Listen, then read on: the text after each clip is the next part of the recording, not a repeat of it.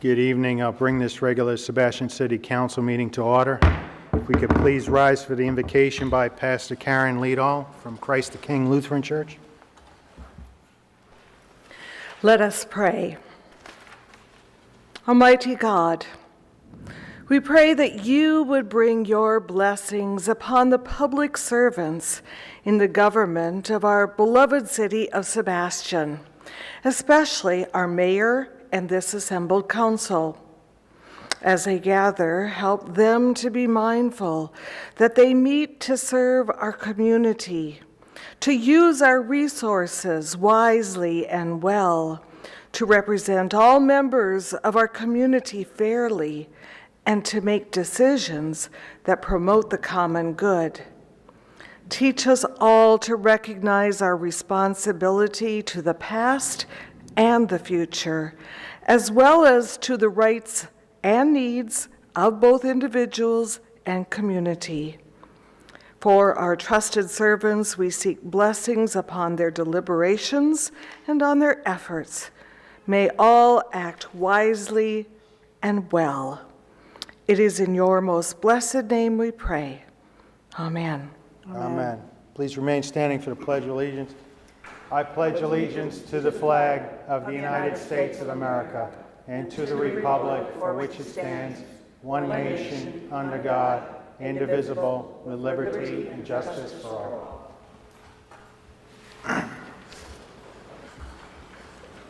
Roll call, Ms. Williams. Mayor McPartlin. Here. Vice Mayor Coy.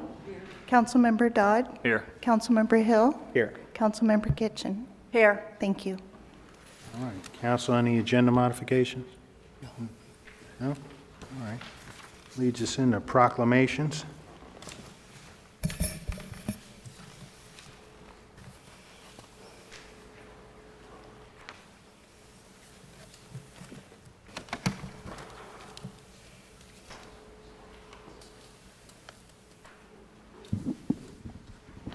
We have Steve Haggis here.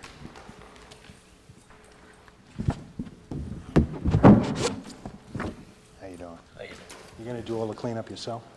No, Hopefully it's not, too big right? a job for just me. I I'll do know. my best, though. All right, that's good.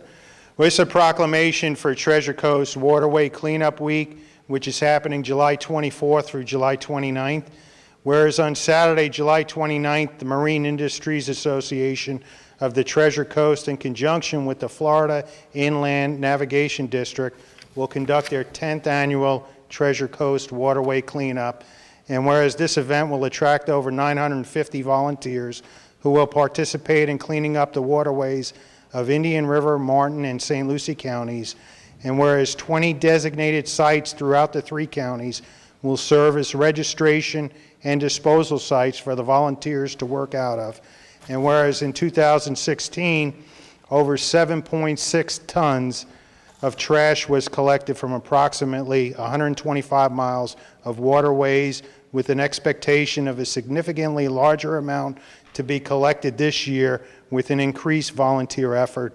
Now, therefore, I, Bob McPartlin, Mayor, on behalf of the City of Sebastian City Council, do hereby proclaim July 24th through the 29th as Treasure Coast Waterway Cleanup Week and encourage all citizens and businesses to participate in activities which will assist in the elimination of the accumulation of harmful debris in our waterways through the best practices of disposal.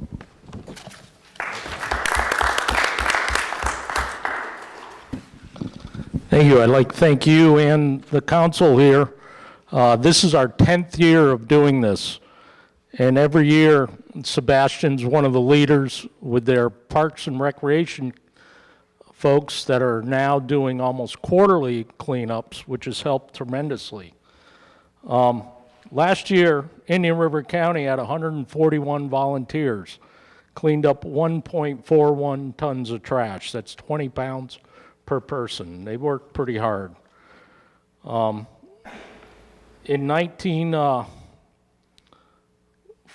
2014, we removed 5 tons of trash. Every year it seems to go down because we have more and more people thinking about it.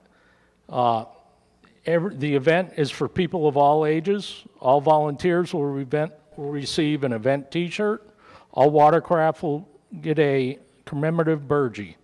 It's an excellent way for students to get some precious community service hours. We can actually sign the kids off at the spots. One more. Just so you know, in the last 10 years, Indian River County alone has had 2,015 volunteers work and collected a total of 20.05 tons. That's a lot of trash. We got to stop this stuff. And the good thing is, every year, the amount we collect goes down and down. And that's because the community is more aware and people are starting to actually pick up after themselves. This is my 10th year doing it. I was there from the beginning. I was actually on the Marine Industry Association board when we decided to start this thing. I'm proud of where we got, but I want myself out of a job. I don't want to stand here anymore. And I'd just like to thank you again for helping us get the word out. All right, thank you. Thank you. Well, at least the amount of trash is going down, which is It a good is. thing, but still, a little bit of trash is still too much. That's right. But thank you. Thank you.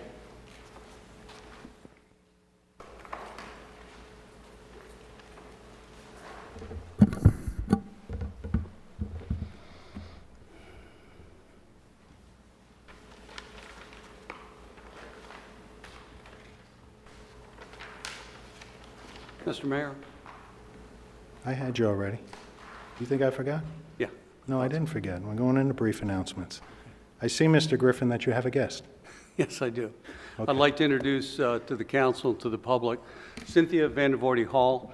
She is a local attorney. She is a member of the Florida Bar, and she has agreed to sit in on Bob Ginsburg's chair while he is recovering. So I would like to introduce her and welcome her aboard. All right. Thank you. I look forward to serving. All right. These brief announcements. Police Department is doing their Christmas in July, the Shop with a Cop event, July 22nd from 10 a.m. to 2 p.m. Is that at the Walmart, or is that, do you know? That's in the park, isn't it? In the park? Starts in the park, but they go to the Walmart. It starts in the park, and they go to Walmart. Yeah, that's correct. No, it's a park event, Just right? in the Park. park? It's Okay. just in the park. From 10 to 2. Come out and see our finest, and also donate to a worthy cause. So, any other brief announcements, Council? Yes, ma'am. 4th of July, phenomenal, as usual. Thank you very much, City of Sebastian, all the workers. Sorry, didn't have the mic on. 4th of July was a wonderful event, lots of people there. Thank you to the Lions Club, all the city workers, the police department, and everyone who participated to make it a really, really good show. Thanks again for the spectacular jump-in. That flag coming in is awesome. I want to say a special thank you from the police department. We got cooperation from people with their water guns, not wanting to, or voluntarily honoring, well, and I see some people shaking their heads, but for the most part, the public was very cooperative with that, and I really appreciate people trying to do the right thing and teach the children the right thing to do, too. So thank you, everybody who came out to see the wonderful show. All right, any other brief announcements? It leads us up to item 7, our consent agenda. I want to remove item B. B as in boy? Yes. All right. Move approval of item A, C, and D. Second. Roll call on that, Ms. Williams? Vice Mayor Coy, Yes? Councilmember Dodd, Yes. Councilmember Hill, Yes. Councilmember Kitchen, Yes. Mayor McPartlin. Yes. Motion carries. Thank you. All right, item 7B, awarding continuing professional engineering services contracts.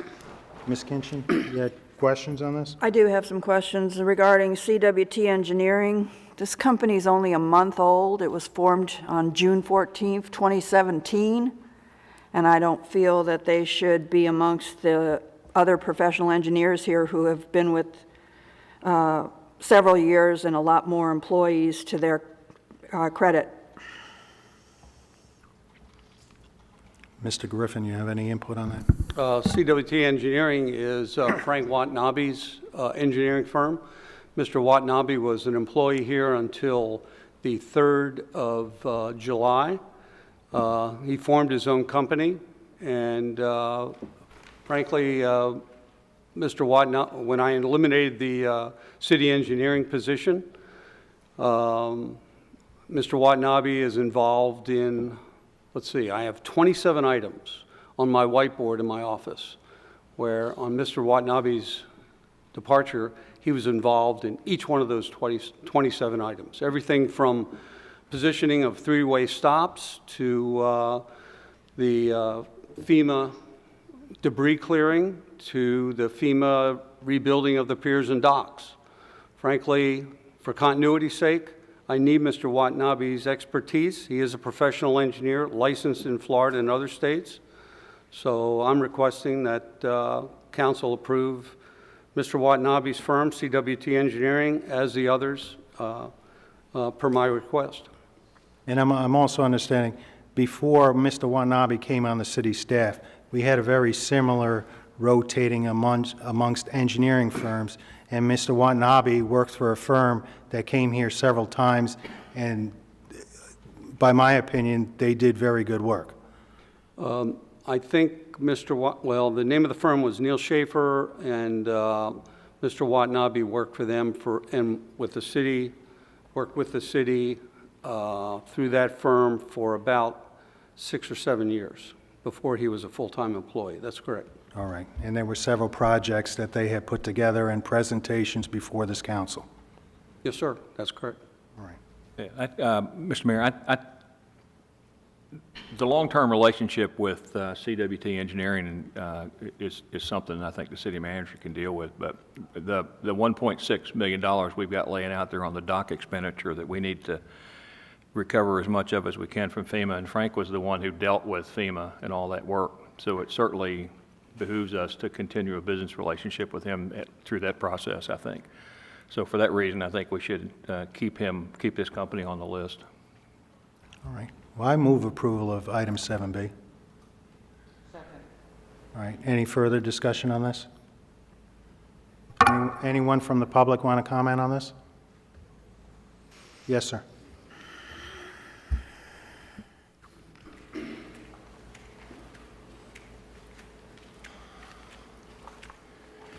John Tenrose, Street 10 South of Wimbrow. I know before I had asked Mr. Watanabe about some things at the dog park which was never taken care of, which borders my backyard, which I'm very disappointed in that.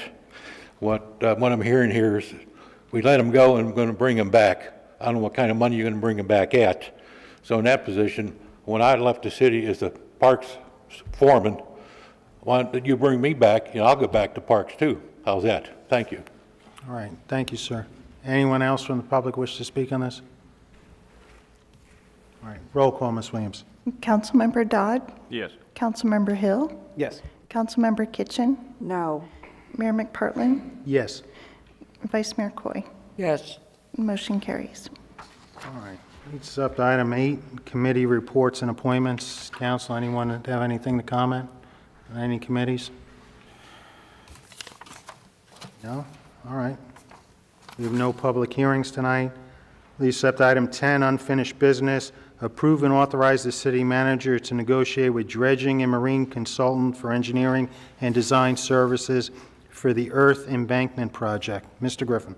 Yes, sir. As per the agenda transmittal, a few meetings ago, I was instructed by council to come up with a design for an earth embankment on the southern seawall, earth embankment project on the southern seawall drainage areas.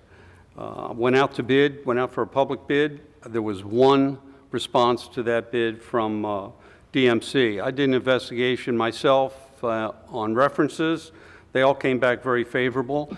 If you all notice, DMC is also, you all selected them as a continuing consultant engineer. This is going to be a separate project. I think it's fortuitous that they also bid on this because once this earth embankment project is finished, we can also use them if there's any sort of construction that follows on after that project is over. So I am recommending approval. All right, thank you, Mr. Griffin. Yeah. Yes, Mr. Dodd? I don't like the word negotiate on this. What I would, and I'll make a motion and we can then discuss that, but I move that we authorize the city manager to negotiate and approve a contract within his spending authority with DMC Engineering for the design services. All right. So you want to, what's your approval authority? 15? $15,000. Yes, sir. $15,000, so you don't want to go any higher than 15? Yeah, just I mean, when he says negotiate here, it sounds like he's got to come back to us. And I think that we should give him the authority to go ahead and do it without, and I know his lack of comfort is the fact there was only one respondent to the RFP, and he wants to make sure that there's no indication that he's not following proper practices. But with just one respondent, and their response was very good, I think, to the RFP. So, Okay. yeah, All right, so you got a motion? I have a motion. Up to, within his spending limits? Okay, I second that. All right. Anyone from the public wish to speak on this bid matter? Any further council discussion? Roll call, Ms. Williams. Councilmember Hill, Yes. Councilmember Kitchen, Yes. Mayor McPartlin, Yes. Vice Mayor Coy, Yes. Councilmember Dodd. Yes. Motion carries. Thank you. All right, thank you. This brings us up to public input. Anyone from the public wish to speak on something not already on the agenda? Yes, sir. If you got to come up to the mic, and That's not on the agenda? that's not on the agenda. So state your name and where you live for the record, please, sir. My name is Marvin Moffett. I currently reside in Palm Bay, Florida, but I'm originally from Fellsmere. And I am the founding president of Broken to Mended Incorporated. And about 6 months ago, I wrote your city manager a letter. And what we do, we're a nonprofit organization that provide tutoring, mentoring, counseling, and scholarships to school-age kids, free of charge. And I would like to know if the city of Sebastian, my board of directors and I have chose Sebastian to expand our services. And I'd like to know if the city of Sebastian would be willing to partner with us through the community grants or whatever funds that y'all have available. Donate the land, we will build the building, provide a safe haven for children, all free of charge. And I established it 30 years ago when my little brother got killed on Kings Highway. And I was a senior at Florida Tech. And we've been a nonprofit for 11 years. So the funding, I have the funding, but I think if we're going to provide the service, the city should partner with us as well. All right. Well, it sounds great, Mr. Moffett. You know, the city doesn't have a lot of grants towards those things, but if you can get my contact information for Mr. Griffin or Ms. Williams, I can speak to you because I work for the Department of Children and Families for the four-county area, and maybe I can assist you in some way along those lines. I used to work for the Department of Children and Families as well. All right? I get that information. Thank you, sir. Yes, all right. Thank you, sir. Anyone else from the public wish to speak on something not on the agenda? Yes, ma'am.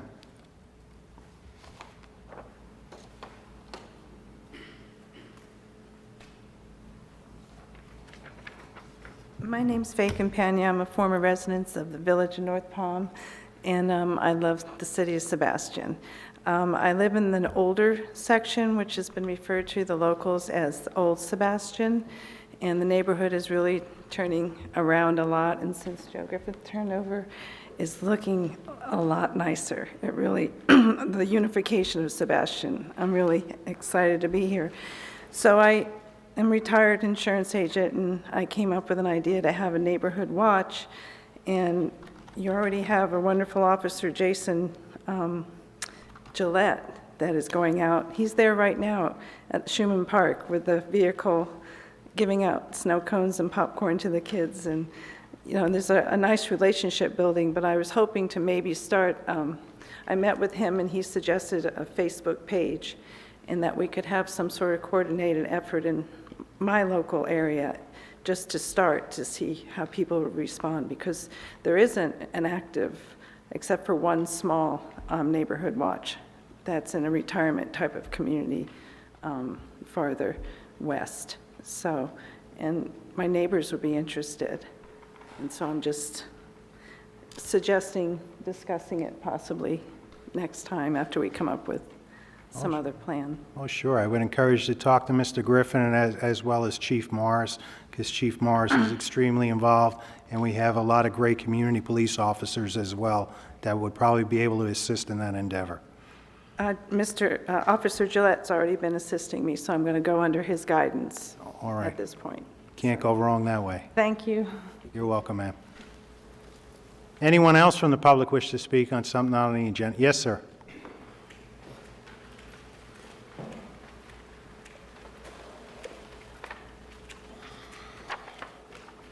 John Tenderover, 310 South Winbro.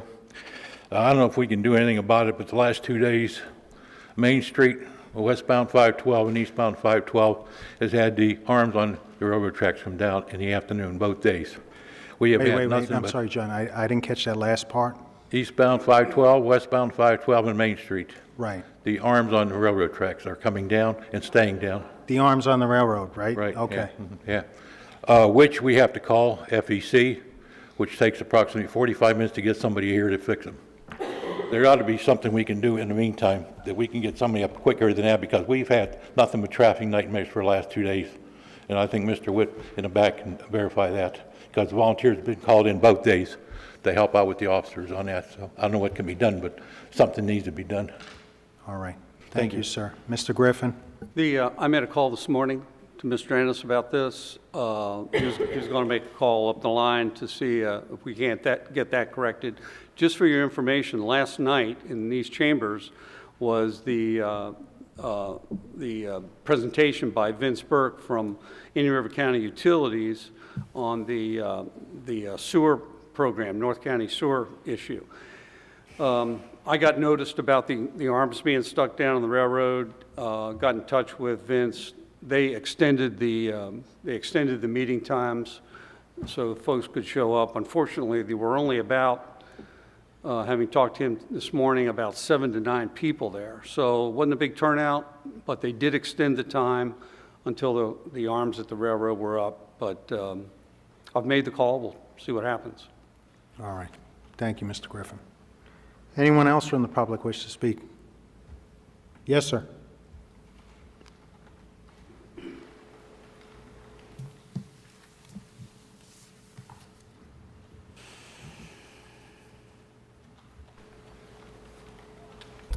Good evening, Council. Jim Sunnycab, Sebastian. Good evening. I'd like to talk about the 4th of July parade. The Sebastian Park, we were in the parade in honor of Diesel, the police K-9 that died in a hot car. We have a video of our float, and you can see it on the SebastianPark.com website.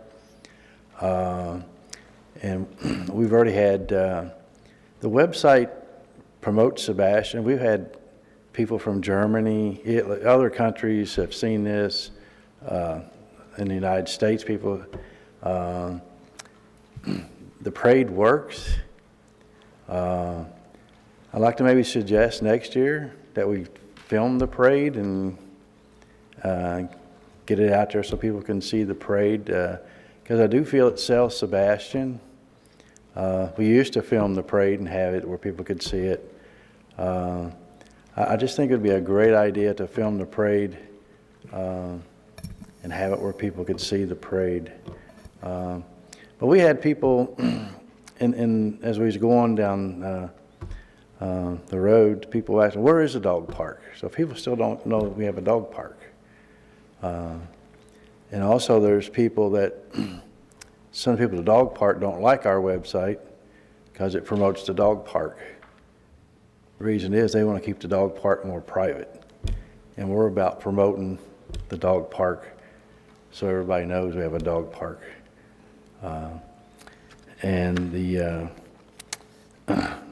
heat sign, if anybody wants one, they're free here at the lobby at the chamber here. And also they're in the kiosk box at the dog park if someone wants to pick one up, and they're free. Thank you. All right, thank you, sir. Jim, did you say that nobody filmed the parade? Because I was sent a copy of the, it's on YouTube. Don't we film it? We film it. And in fact, the Lions Club sent me a copy of it. I've got it. It's on YouTube. So there is a film. The complete parade, Of the whole parade, yeah. all I saw was a fraction of the parade on YouTube. All right, well, you too. I didn't watch for 2 whole hours again, but if we filmed some of it, I'm sure we filmed the whole thing. Okay, well, we could also, now that we're going to be streaming live, the parade could be, you could see it live on YouTube. Right. Well, then if you streamed it live, nobody would come down, right? And again, we don't want to promote our little town because we don't want to be overrun with those people from up north either, you know? So Well- we got to be careful what you wish for. We're already, like this meeting is going to be broadcast live on YouTube. Well, you can go to our website, sebastianbarkpark.com, click, and you can see the meeting right now. Right. So we're already promoting the live feed Right. for Sebastian, because I think it's a great idea to, the technology's there, but like our Parks and Rec meeting, all of our meetings, you can see live. I just think that's on your phone. I think that's just anywhere in the world you are, as long as you got internet, you can see these meetings live. And from the city's website, you can see us live, too. So I just Yeah, want to make that very, very clear. People are watching us right now, live. So, what you're doing is in addition. Yeah, it's also, So don't make it seem like, you can go to the city's website and do the same. But I'm just saying, we're also promoting the live feed. Because I think, let everybody know any way we can that we're promoting it live. Okay.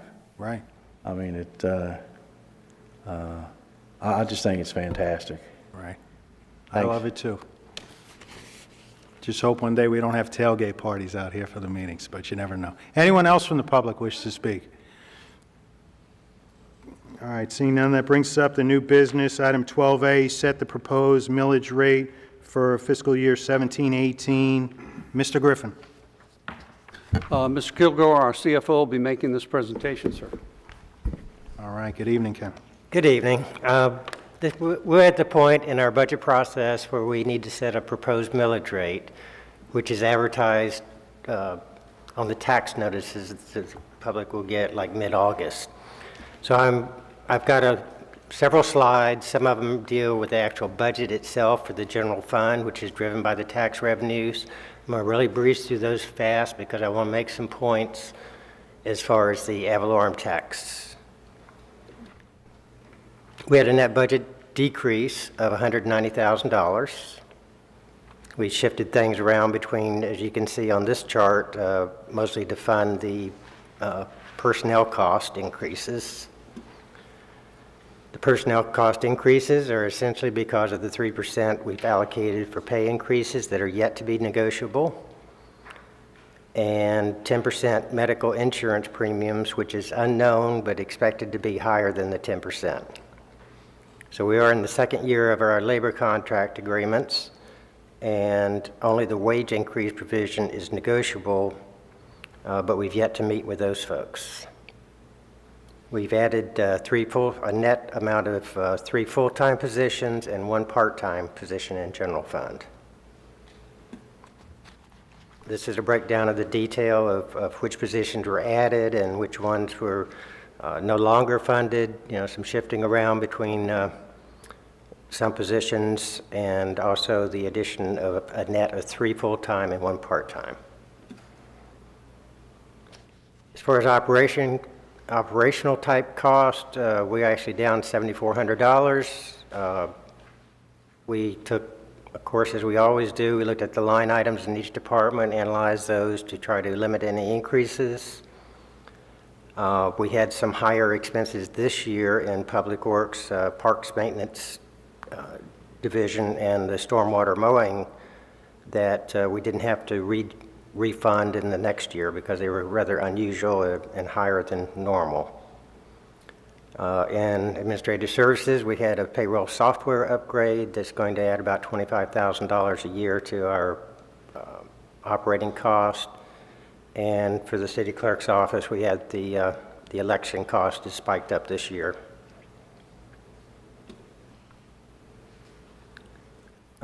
Similar kind of thing on capital equipment. We had some trucks replaced and some air conditioning replacements in the current year, so we amended the budget for those reasons. So when we start comparing to what we're budgeting next year, it's obviously a reduction.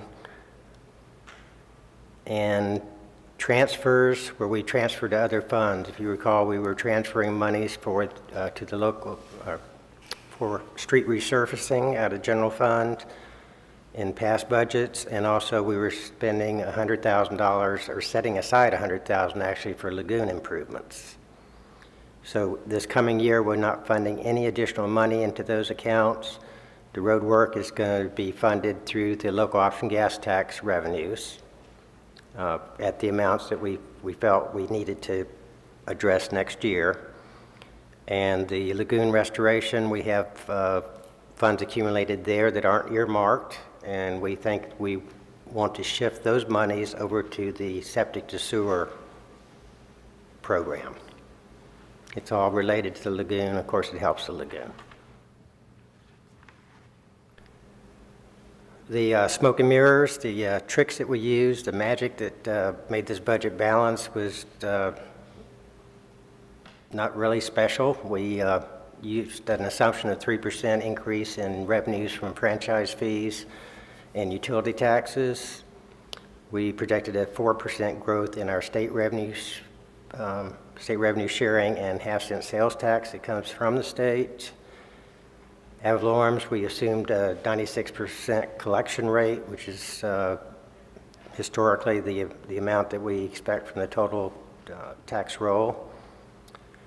We increased the stormwater fund transfer to general fund because the expenses for stormwater, the maintenance and operation cost are supported by the stormwater fee. So this gets the fee applied to where the costs are in general fund. We basically went into the budget with the concept that we would balance it based on the same amount of revenues as we had budgeted this year. And we got really close to that and went a little step in addition to that and actually adjusted it to an even 3.4 mils, rounded down from the rollback rate. It is less than the rollback rate of 3.4939. And we did provide for the final payment on the payback to the reserves of the voluntary retirement program. If you recall, we had budgeted $185,000 in the current year budget. When we adjusted the R&R account set aside, we applied $94,000 towards that balance, leaving a balance now of only $92,000. I'm sorry, $91,252 to make the final payback. Only thing we left out, like I mentioned, the negotiations being different for the 3% pay raises, the insurance premiums being higher than the 10%. Anything the city council might come up with between now and the final hearing in September that you feel like is underfunded and out of general fund. And the set-asides, if it's been proposed that one thing we might do is look towards the referendum that's going to be held because the state this last session decided that they were smart and we weren't, and they want to put it on the ballot to give an additional $25,000 homestead exemption. That would go on the ballot in November of 2018. It would actually affect our fiscal year 1920 fiscal year, so it's actually 3 years out. It's going to have a reduction in ad valorem taxes, and I've got a couple of slides here that I can maybe show you the impact of that. Had a good increase in the ad valorem taxable values, it went to over $1,165 million. And that's $127 million more than last year, which is a 12.3% increase, which is very, very healthy, and I think one of the leading increases in the county and the state. New taxable values of that $127 million, almost $36 million of that was new taxable values added to the roll. That's extraordinarily high compared to last year. Well, the last couple of years we've had about $25 million.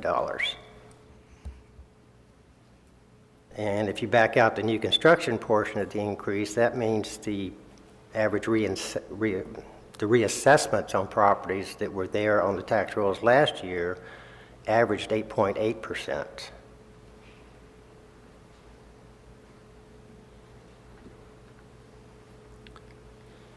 Did some, are showing some calculations here of what the rollback rate would do to a $200,000 homestead property and a $200,000 commercial property.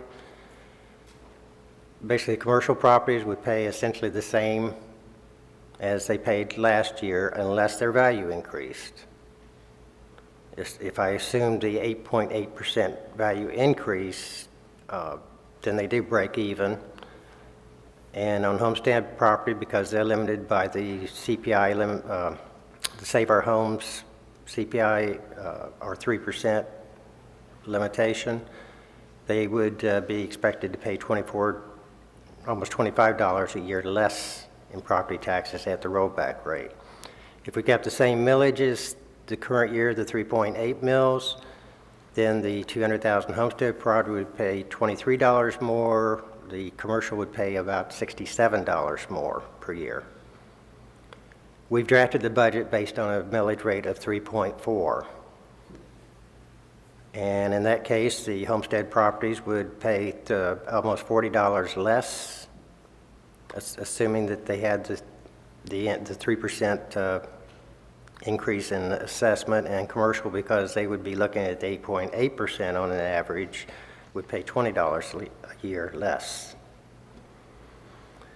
And this is the part I really wanted to point out to you, not going into the detail of how each column or each line was calculated, but the bottom line here is that right now, of the just value that the tax appraiser sets for properties, homestead properties are paying 40% of their 100% value. Commercial or non-homestead properties are paying about 83% of those values.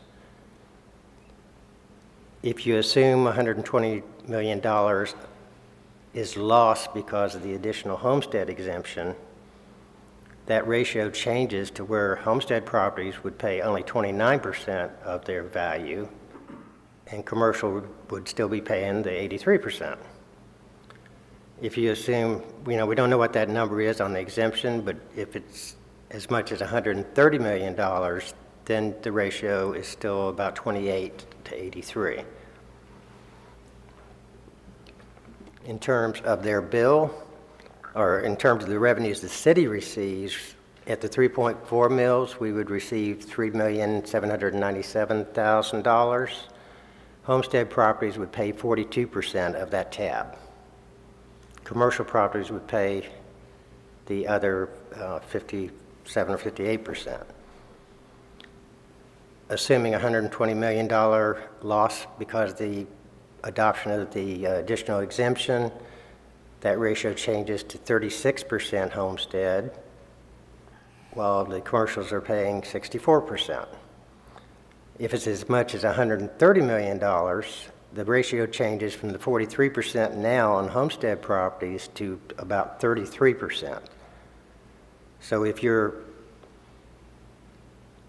assessed value by the property appraiser is the same between now and that point in time, and we have the same, and go into that year with a 3.4 millage, it would mean the homestead properties are only paying 33 instead of 43%.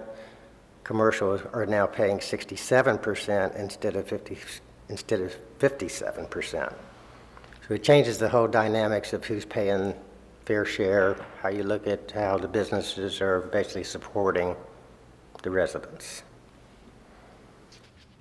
Just to wrap it up, labor agreements, health insurance, anything the city council would add, are also always that contingency that something happens between now and the final hearing in September. Bottom line is, even though we've got the budget balance at 3.4, we are suggesting that you set the proposed millage at 3.8, which the 3.4, which we ultimately think we may end up with if negotiations go well and the insurance is handled. We should be all right at that, if, barring any unforeseen events. And that was the end of my presentation. The Budget Committee, represented by Vice Chairman Herlihy, has also a presentation. Unless you have questions of me at this point, All right now. turn it over to Ed. Bring on Mr. Hurley. Okay.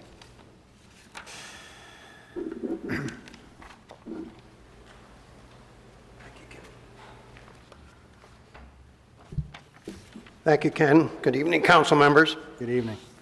I'll try to make this short. I say that every year. We try. What did we do this year in the Budget Committee? Obviously, we had a presentation, a detailed presentation from Mr. Kilgore, talked about the general fund. Pretty straightforward. We'll get into a few items in a second. Retirement payback. We wanted to make sure that that got done and the money went back into the general fund reserve.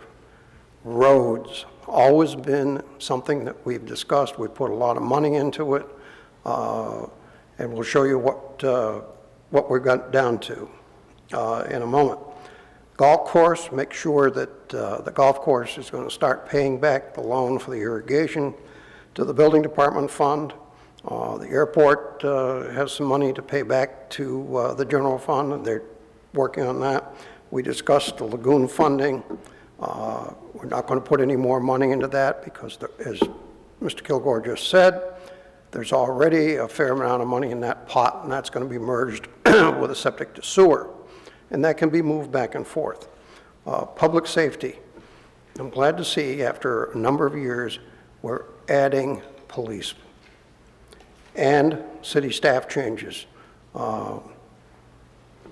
Griffin has done a heck of a job on personnel and keeping the count low, but we needed to add some people, and we'll discuss that in a moment. The general fund budget. If you take the whole budget, it basically went up 3.4%. Not much, if you consider that salaries probably or conceivably could be 3%. Okay, other items in the budget. Road repaving. In the budget, $500,000. $451 for actual repaving, and $50,000 for digging up some bad roads. There's $400,000 in for new DPW garage area design. That's to move the present DPW garage out to the airport. No funding, as I said, on sewer. All aboard Florida, no funding. There's money still in that pot. The working waterfront, not going to do that. Phase 3, it's going to be moved to next year. We discussed the golf course and the airport loans. They're going to pay it back. The lagoon funding and is going to be applied to the sewer connectivity. So we've got a lot of money in that fund. We've got to advertise and push on the people. We're going to get connected on that. Public safety, 1 full-time officer, 2 part-time. At least we're moving up. City staff, badly needed community development director, and that will be added. So, the property values are up 12.3%. Fantastic. But as you drive around Sebastian, you know what's happening. There are houses cropping up everywhere. Somebody throws out a building seed, and 90 days later, there's a building, there's a house. I've got one around the corner for me, and in 20 days, they're putting the roof on it. I can't believe it. If we left the millage rate at 3.8, we'd raise an additional $464,000 plus dollars, more than we raised this year. The absolutely amazing thing to all of us, and one of our members on the Budget Committee questioned Mr. Kilgore quite closely Monday night on how he managed to balance the budget at 3.4 mils. I must tell you, it's a fantastic job by city staff, Mr. Kilgore and his people, Mr. Griffin, overseeing the whole thing. That is really a fantastic number, and they're to be congratulated. And I hope you will do that. The general fund reserve. I think most of you on the council know that the Budget Committee has always protected, if I could use that term, the general fund reserve. We don't want it to go away. We don't want it to get smaller. Mr. Kilgore in the past has explained to you why. And I have the quick favorite story of what happened in Lakeland a few years ago when they had the freeze, and they pumped all the water out of the ground. And what did they end up with? Sinkholes. What went in the sinkholes? Their entire general fund reserve. They were broke, as far as that was concerned. Look what happened to us, or is going to happen to us. We're spending over $1 million on these piers. Yes, we're very hopeful we're going to get all or most of that money back from FEMA. But that's going to take $1.1 million out of the general fund reserve temporarily to pay for that. So that's why we want to keep it up. That's why we wanted that retirement money paid back in that was promised to be done, and it will be done. So this budget will complete that payback. And again, down at the bottom of the slide, the BudCom recommends only borrowing from the fund, no permanent withdrawals. And we reiterate that. So, what do we recommend? We recommend the 3.4 as far as the budget is concerned. Will it change? Most likely. Who knows where health care is going to go? There's 10% in the budget. It could go higher. There are other things that could happen. So we're recommending the 3.4. What we're also recommending is that you approve tonight for the DR 420, the maximum rate of 3.8. That means that you've got a cushion of over $400,000. If something should happen between now and September when you finally set the rate, you're covered. You don't want to set it lower and find out that we're going to have to spend a lot of money sending out first-class mail to everybody announcing a different rate. So you set it at 3.8. That's the staff recommendation. That's the Budget Committee's recommendation. Now, the kind, maybe the term isn't correct, but I'll use it. The kind of strange, wild idea. I think you're all aware that Mr. Kilgore spoke of it briefly. You're all aware that our friendly legislature did a wonderful thing for all the cities. They want to raise the homestead exemption. Don't you think that every voter will vote yes for that? That's a slam dunk. But what does that do to the city? Our revenue goes down.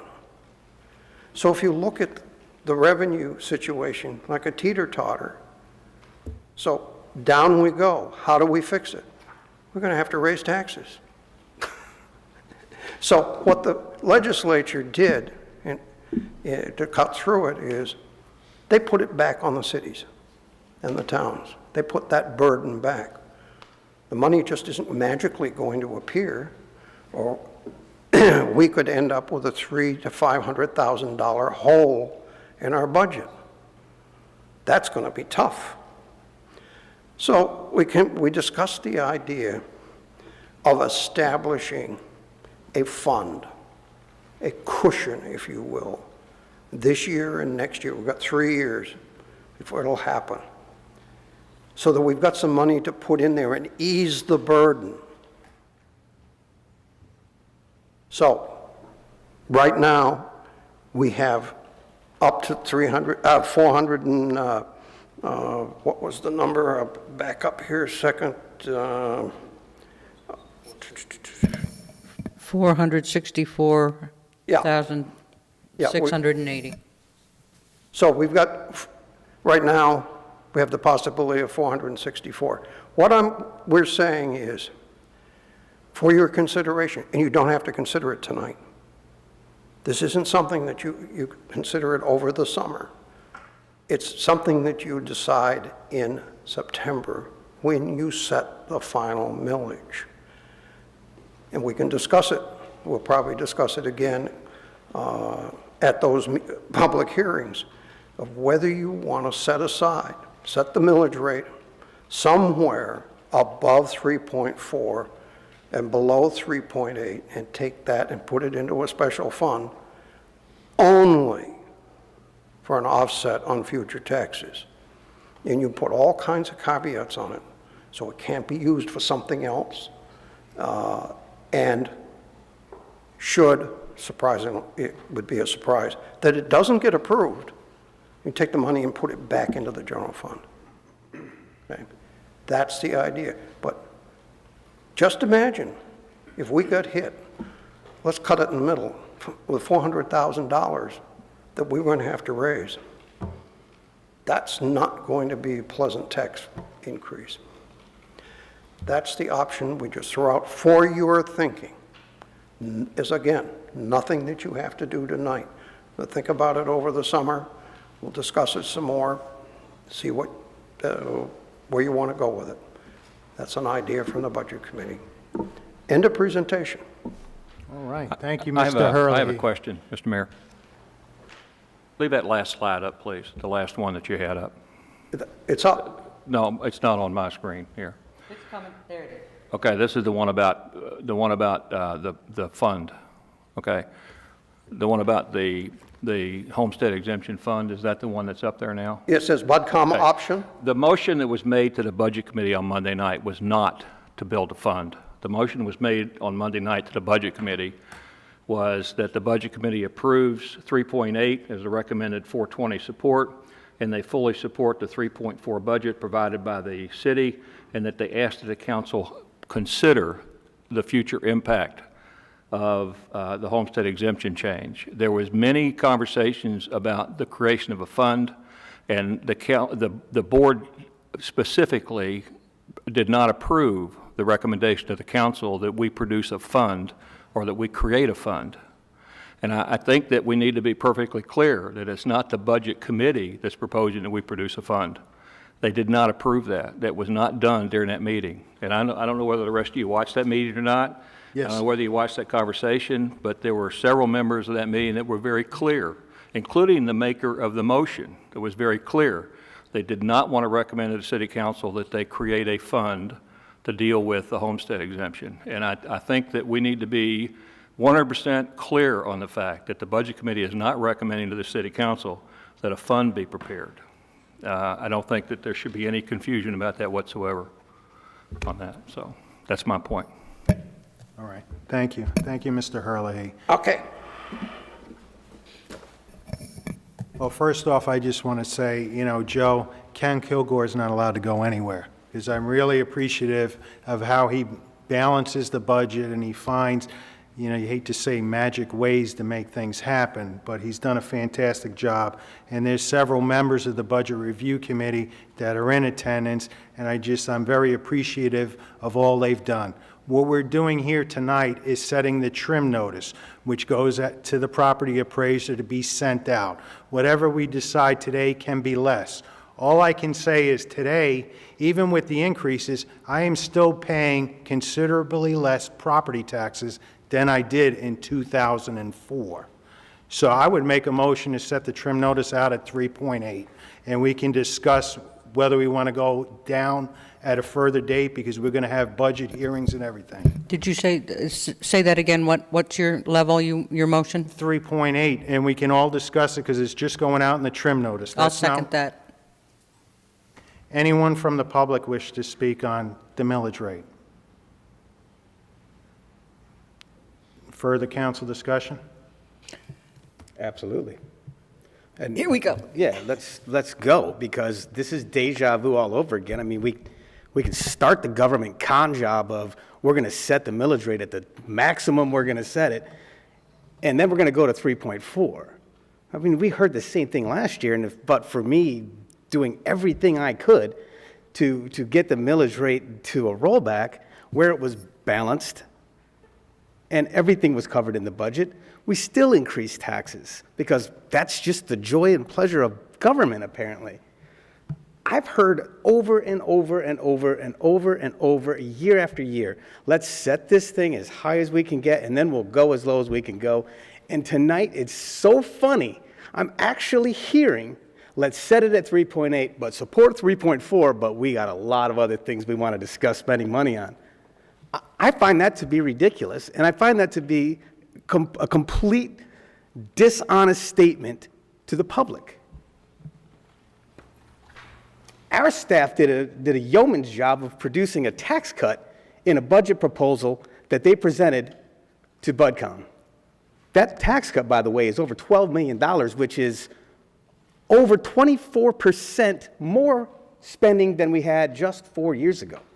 There's a thing called budget creep, and we have to be diligent about not allowing this to happen. It happens every single year up here, and I will not vote to set the maximum rate anything above rollback rate, because that's voting to say that we may have to increase taxes when we actually have a proposed budget that decreases them. My proposal will be to go to rollback rate and then do our best to get below that. That's our job. When we're presented with something like, we haven't negotiated with staff the increases. We're proposing 3, but we haven't gone through negotiations. Well, that's completely up to us. We decide what that will be.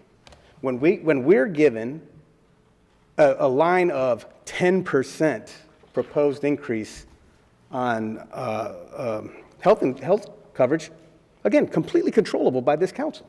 That's 100% controllable by us. So if you want to get down to, well, we can't control that, that's a 15% increase, but I want this little pet project over here too, so we're going to have to increase budget for the increase in healthcare and keep this little pet project in there, that's, again, disingenuous. A 15% increase or a 10% increase is just a proposal. It may be 15, it may be 8. That's up to us. It's up to this council to decide what that increase is, because we can adjust however we want to provide that percentage. We're being dishonest if we sit here just like we were last year. I loved it last year. It was a clear example last year. And I think there's a lot of people out there that probably remember that at this exact very meeting, we heard the same thing over and over again. This is just the maximum that we're going to do. We're not going to actually do this. It's just the maximum. What was the proposal at budget time? Max. That was the proposal. That was the recommendation. That was against the city manager's recommendation. The city manager had a budget that was balanced at lower than what was recommended by council and BudCom, and that's 2 years in a row, the last 2 years. Now our city manager has proposed a budget that's below rollback rate. BudCom is supporting that budget, but they want us to go to 3.8, just in case over the summer we come up with some extra special little projects or something that we can throw some money into, like a fund for just in case 3 years from now the taxpayers vote in an extra $25,000 exemption, which, by the way, if we were to do something like that, we would increase incrementally year after year, because that's how government works, through rollback and incremental increases. That's called budget creep. We would increase that every single year. Next year, our budget is based on what we do today and when we approve a budget. That's what next year is based on. That's how they determine rollback rate. That's how they determine the maximum you can increase your budget. That's how it's determined. It'll all be decided on what we do this year. Last year, it was decided on that final day when we said, just make it 3.8, just so we could have a number higher than what the rollback was, just so we could raise taxes. Well, I'm not going to support that. I will never support that. We have a budget that cuts taxes. There is a $627,000 difference between the proposed budget and 3.8. $620,000. Man, that's a heck of a cushion. But I'm sure we could figure out a way to spend that. So I will not support this. All right, thank you. Mr. Dunn. Okay, I agree with, I'm not as passionate about it as Councilmember Hill is, because this is the first time I've been on this side of it. When I was over there listening to the conversations, I think I was probably as passionate, but my wife's the only one that heard it. So I think we need to deal with the things that make the difference between 3.4 and 3.8, something that their BudCom talked about. They talked about the 3% pay increase, and that might not be correct. Well, that's the city manager and the city's position in the negotiations is 3%. And I think if we were to set up here and say that we don't think that's correct, we're kind of undermining his negotiation capability, because we're saying as a council that his position of 3% is not necessarily ours, and then that makes his negotiating capability very difficult from that regard. 3% increase in salary is very consistent with CPI increases. It's very consistent with increases that other municipalities and other businesses are giving to people today, and I think it's a very fair position for the city to take. And I wouldn't want to stand up here and make it sound like the five of us think that 3% is not a good position. And that's what we do if we say we want to increase the budget dollars now, because that might not be what turns out. I think we're doing a disservice to the city manager to do that and his ability to negotiate. The insurance issue is certainly something to be thought about, because the 10% that's there is, it may be in line with what's happening with the industry, and we can negotiate, we can go find other insurance carriers, we can do things to try to reduce that. I think even if it goes to 15%, we're talking probably about a smaller amount of money than what people are thinking. I think people are overly panicking right now because of what's happening on a national level with insurance, and they're in a panic thinking that they read it every day. Oh, insurance policies are going up 100%, prices are going up 70%. That's not the reality of group insurance. That's not happening in group insurance. And even if it goes up a little bit, I think we can deal with that. As far as the, I'll address this, but as far as the homestead vote that's going to take place in 2018, it's going to be finalized by the legislature. It will pass. I think any of us who think it won't pass are crazy. It's up to the municipalities to make sure that everybody who votes knows what the impact of that is. And I think we have to remember that rollback is not a term that defines a lower millage rate than what you charged last year. Rollback is a term that defines the millage rate that is required for you to collect the revenue you collected last year. So what's going to happen in 2019 is the county property assessor is going to give Sebastian a rollback number that's greater than what we collected last year in 2018. So what we're going to be talking about, if any of us are up here for the 2019-20 budget cycle, is the fact that rollback is a tax increase. And we're going to adopt rollback because we're going to generate the same revenue. The city of Sebastian is very, very trim right now, and the city cannot operate under $500,000 less revenue, so we're going to have to adopt a budget that is going to require rollback to be adopted, and it's going to be a tax increase for everybody here. So the people who vote on that, thinking they're going to get a tax decrease, are not going to get a tax decrease. They're going to pay the same taxes they paid the year before. Businesses will get a tax increase, and non-homesteaded property will get a tax increase because our rollback rate will be applied to them when it goes through. I think that we can cover the potential impact of a 5% additional increase in health insurance by adopting a rate of 3.5. And that gives us about $100,000 roughly in buffer between now and September, which that decision will be made between then to cover that. And what we're doing there is we're telling everybody that we're thinking about the possibility of this happening, but we're not thinking about it by increasing, by accepting a $600,000 potential increase in the budget cycle. The city's done a fantastic job putting this budget together. It's more than I anticipated, and I was the one that argued several months ago about about having a budget guidance from us that they meet rollback. And I was thinking, if we don't tell them to do it, they won't. Well, we didn't tell them to do it, but they've done a fantastic job of getting there.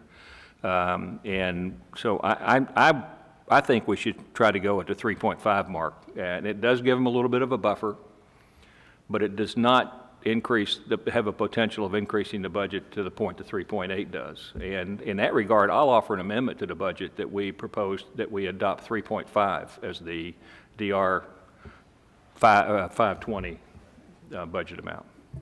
I would simply ask the question. I would simply ask the question that rollback's actual number is 3.4939.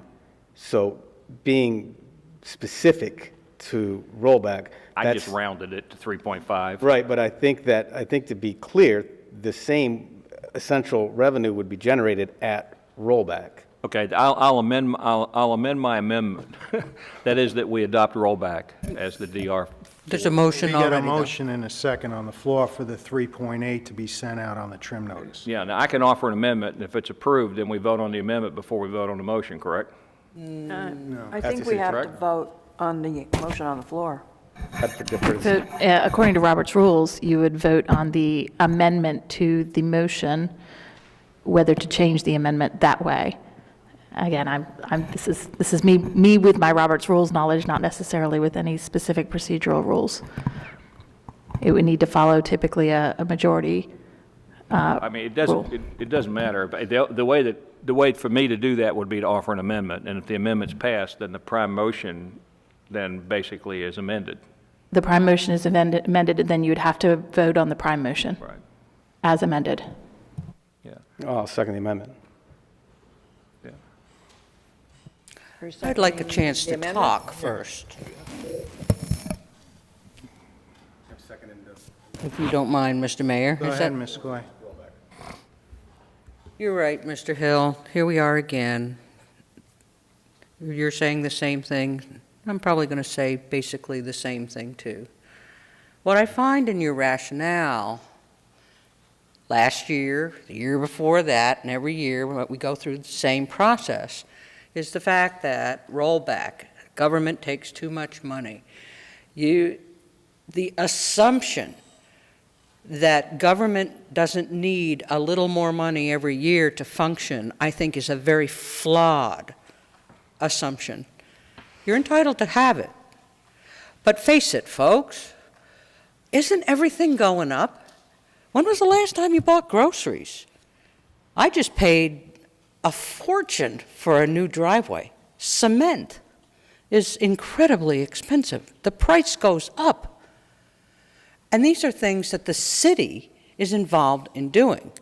So to say that and to tie the city's hands and insist that we spend an equal or less amount every year is a very, very flawed and inappropriate assumption. If we had money, and you could point to one thing that is a waste of money in this city, we have cut, and we have done a darn good job of it. And now here's the really ironic part to all of this. 13 years I have been doing this job. And I say to people who want to, hey, can we do a yada, yada, yada in the park, or dog park improvements, or fix the road in front of my house? And I look at them and I say, well, if we do these things, I might have, the project you want, might have to raise your taxes. That's okay, Andrea, a little more is not going to hurt me. In 13 years, as much as I'm out and about, I got to tell you folks, people aren't screaming at me, lower my taxes, I pay too much. It's not happening. I don't know who you associate with, Mr. Hill, but it's not happening in my crowd of people. Most folks in this area would rather pay a little more and spend a little more on the lagoon, fix the road in front of my house, take care of this city. That's what I'm hearing, and I'm out there a lot, people. In fact, today I was at the chamber board, and I broached this topic. And I think you're going to be hearing more back from the legislative group of the chamber. They're going to be discussing some of this. 2 years from now, when this legislative option that's coming before us, of course it's going to pass. Everybody's going to say, give me a break. So any thoughts on squashing that, forget about it. I agree with Mr. Dodd. That's the one thing I agree with. That's true. So we're going to be losing this money, and then what? So, all right, if BudCom, I didn't watch the meeting, shame on me, but if they didn't approve that, I like their idea of putting a cushion in there, or at least keeping it until we find out how much are the raises going to be, how much is the insurance increase? Mr. Dodd, I don't know what crystal ball you have that you think it's only going to be 5%.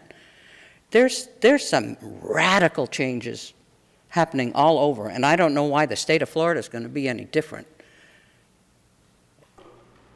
And I guess my question to the city manager is, can you guarantee that it's only going to be a 3% increase? Can you guarantee that right now? Why?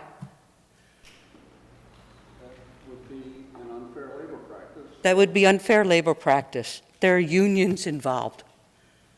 So we can't hold him to that and expect him. I would like to see that happen, but we can't mandate it and say, do your job. We have to use the process.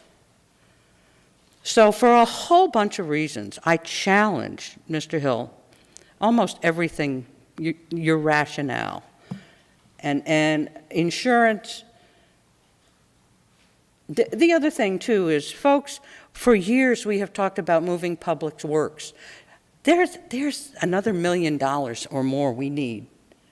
Geez, if everything that we're thinking of and planning for doesn't happen, if we only have to have 3%, if insurance goes down and we have a surplus, wouldn't it be nice to move the compound and have some money to do that? That's not a pet project. That's a project we've been talking about for as long as I've been sitting up here.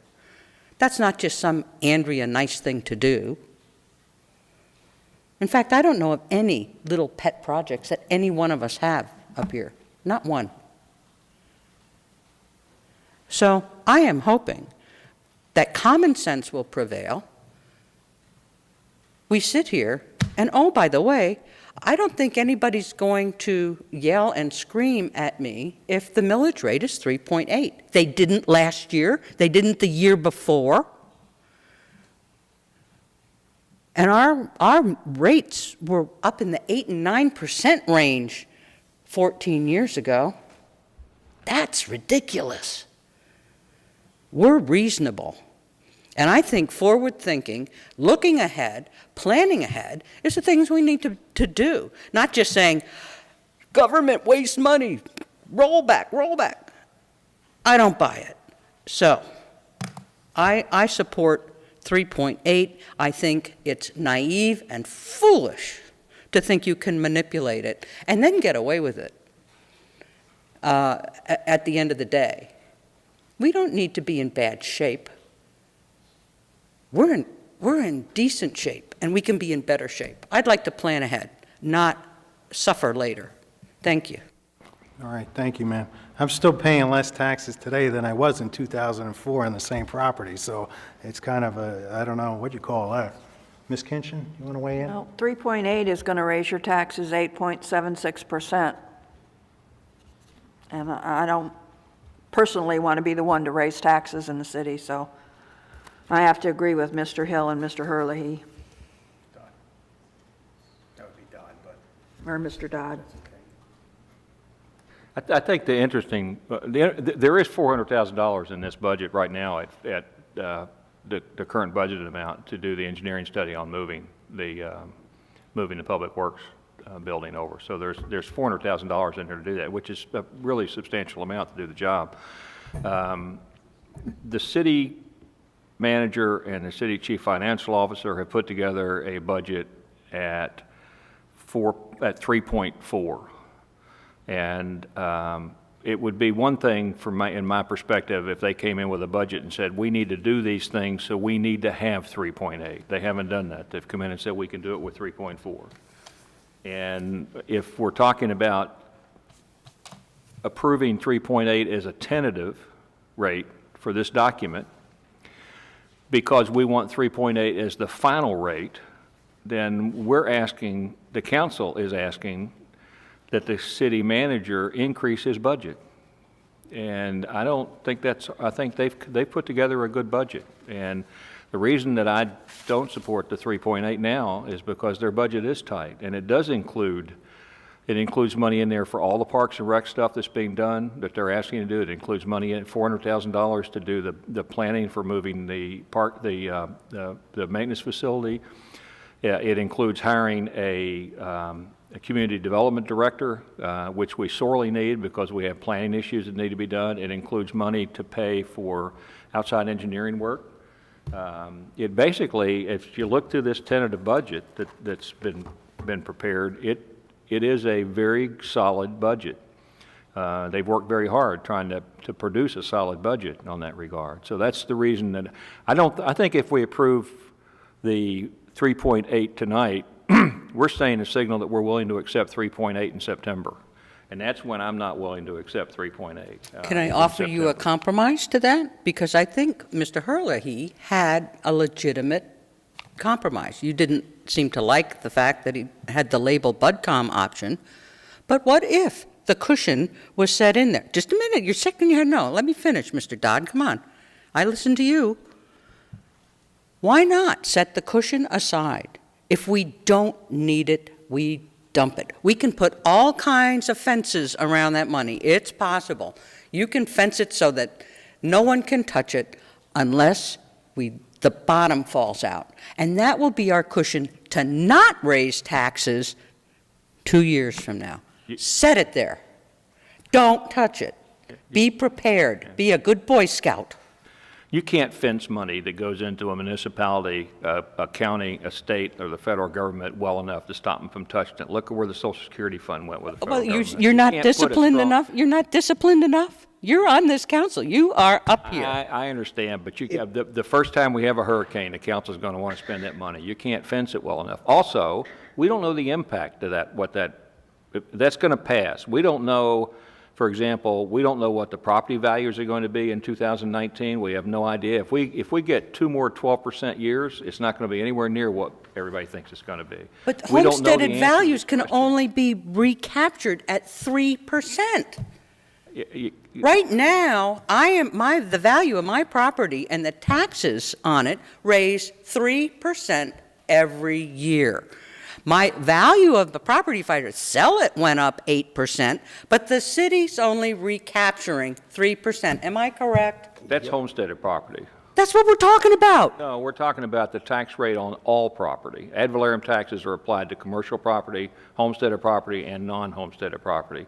The only property that's going to get protected under this law is going to be homesteaded property. And there's a whole bunch of those. I don't know what the percentage is of property in Sebastian that's homesteaded. 40? Okay, so 60% of the property in Sebastian is not homesteaded. They're going to begin to pay a larger share of the ad valorem taxes than they have paid in the past on a percentage basis if this thing passes. I don't know. We don't know the impact of that. And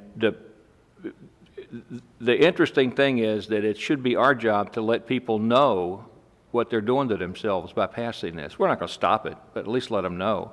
I don't know how you can plan for something when you don't know the impact. We can tax today in anticipation of spending tomorrow, and all we're doing is we're taxing it today.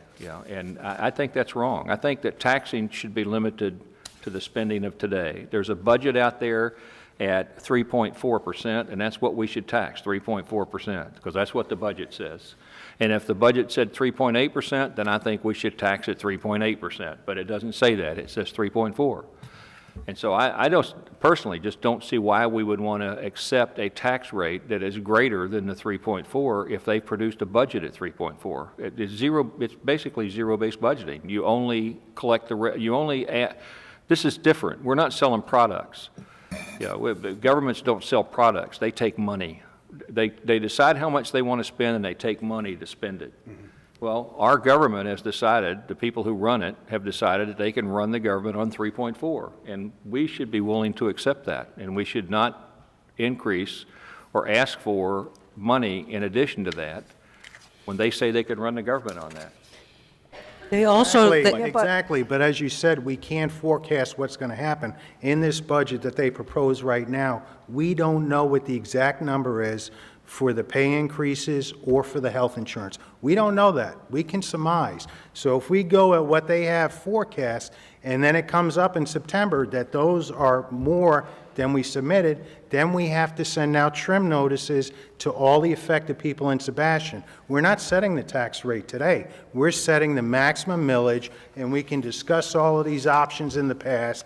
And, you know, watching the BudCom, they were basically, I believe it was a 5-2 vote in order of going forward with the 3.8. There was discussion about these different pockets of money, but they were also looking at, hey, maybe there's projects we can get done now instead of the future, discussing the roads. They think the roads are all fine.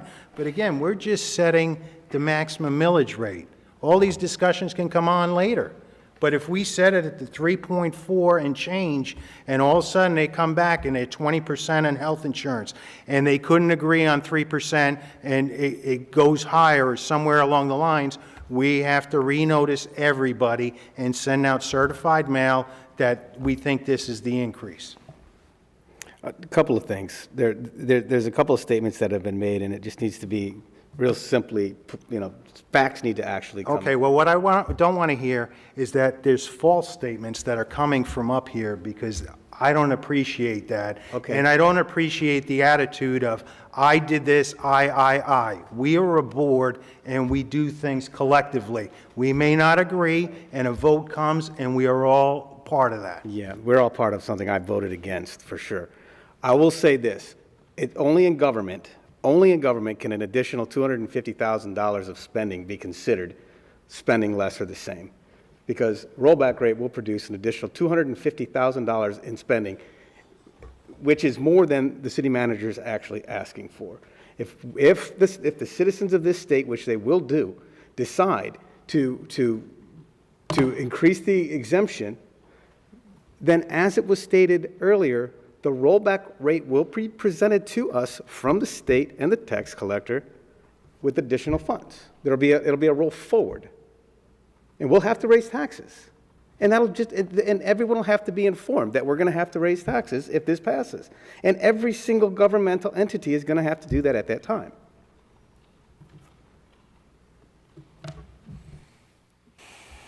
All right, so what are we calling the amendment first? Call the amendment, Ms. Williams. Okay, this is the amendment. Mayor McPartlin? No. Vice Mayor Coy? no. Councilmember Dodd? Yes. Councilmember Hill? Yes. Councilmember Kitchen? No. Motion fails. All right, so can we call The main my motion. motion to 3.8? For setting the trim notice, not the taxable value. This is the trim notice that everyone will get mailed. So roll call, Ms. Williams. Okay. Councilmember Kitchen? Yes. Mayor McPartlin? Yes. Vice Mayor Coy? Yes. Councilmember Dodd? No.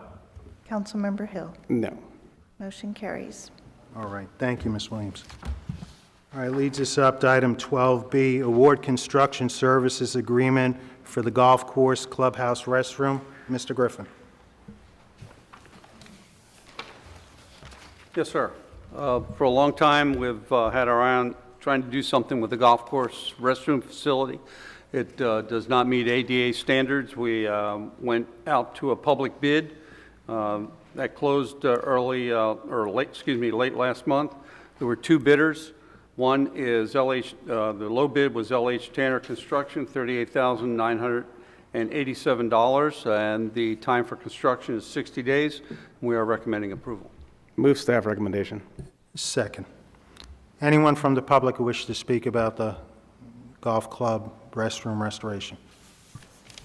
Any further council discussion? Ms. Williams, roll call, please. Vice Mayor Coy? Yes. Councilmember Dodd? Yes. Councilmember Hill? Yes. Councilmember Kitchen? Yes. Mayor McPartlin? Yes. Motion carries. Thank you. All right, thank you. This leads us up to item 12C, consider allowing property owners to serve on city boards and committees. Mr. Griffin? Yes, this is the clerk's item. Ms. Williams? Oh, I'm sorry. Yes, Ms. Ashton gave me an application in May to serve on the Parks and Rec Board, but she lives in unincorporated Indian River County.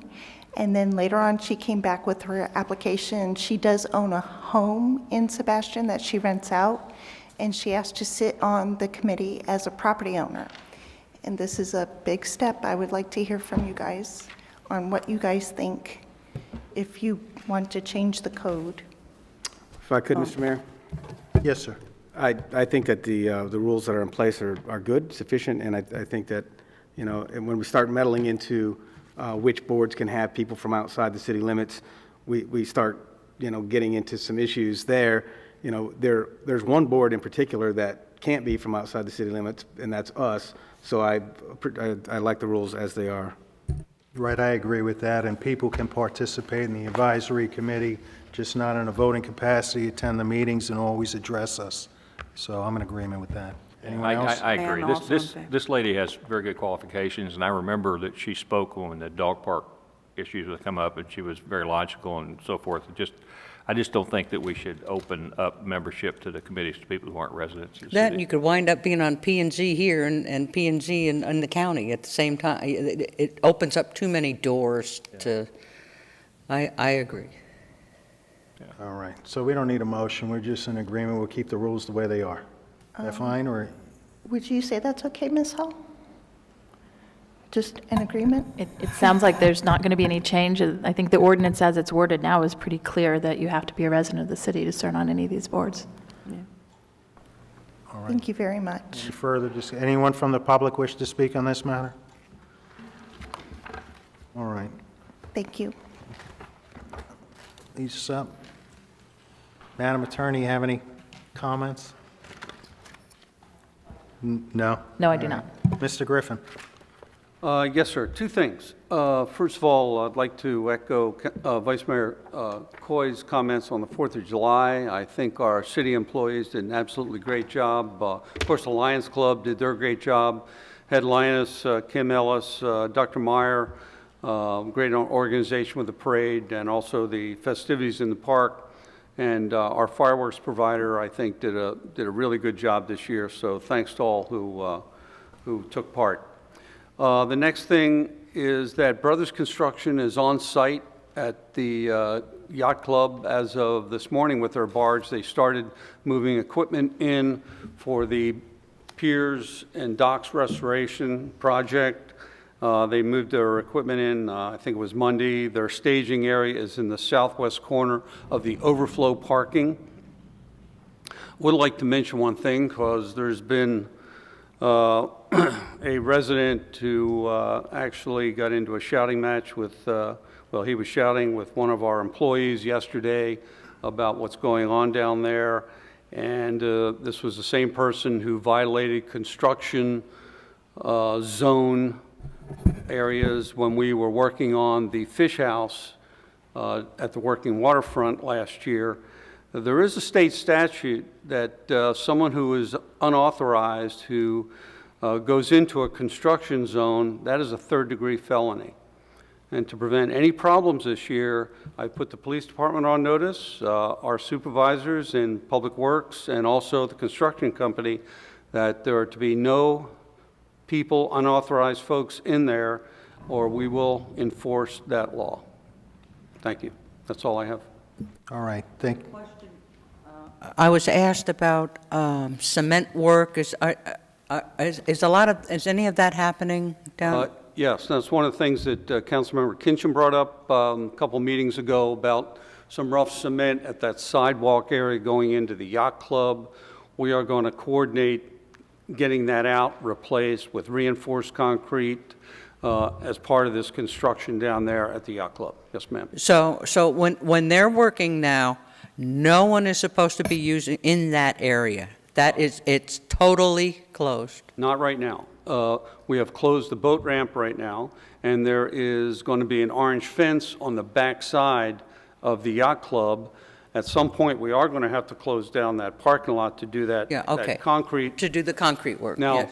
the question is, what about the folks, the Alcoholic Anonymous, the Bridge Club, some of the other people who use the yacht club? We're making arrangements with those groups, and that they're going to be taken care of. Okay. And you will send out I sent you an email late this afternoon to please send that summary of what you just gave us to the chamber, was asking today. And I didn't have all the latest information. So just send them a real quick blurb, and she will send it out to the businesses. Yes, ma'am. Thank you. All right. Thank you, Mr. Griffin. Ms. Williams? Nothing, thank you. All right. Ms. Kinchin? Yeah, I just want to say that I voted for the 3.8 because I listened to Ms. Coy's comments about putting that buffer in there, and I want to see what the raises and the insurance come back that, but I will probably not agree to a 3.8 when it comes time to the actual budget meetings, because I don't feel that we need that much of a buffer, but I want to put a buffer in there right now until we find out what those actual numbers are. Fair enough. I was here when we had a rough time in the city and times were tough and the employees had to take furlough days and everything else, and I don't want to see that happen again to the employees, so I'm going to work with them and see what we can do. All right. Anything else, ma'am? All right. Thank you. I guess I just want to remind council, next week is the annual League of Cities and League of Local Governments barbecue in Okeechobee. It's a good time, and there'll be a lot of local representatives that are out there, you know, to share ideas, get information from. So just to make sure that you're invited if you didn't see the email from that group. And that's all I have. Ms. Coy? Believe it or not, I don't have anything All tonight. right. Mr. Dodd? Just one thing, I want to thank the city clerk's office for this agenda. I attended the Board of County Commissioners meeting this week, and this agenda is so much easier to use than theirs, so thank you. A lot less fluff in there, right? All right, Mr. Hill? Nothing further. All right, being no further business, we're in adjournment. Good night.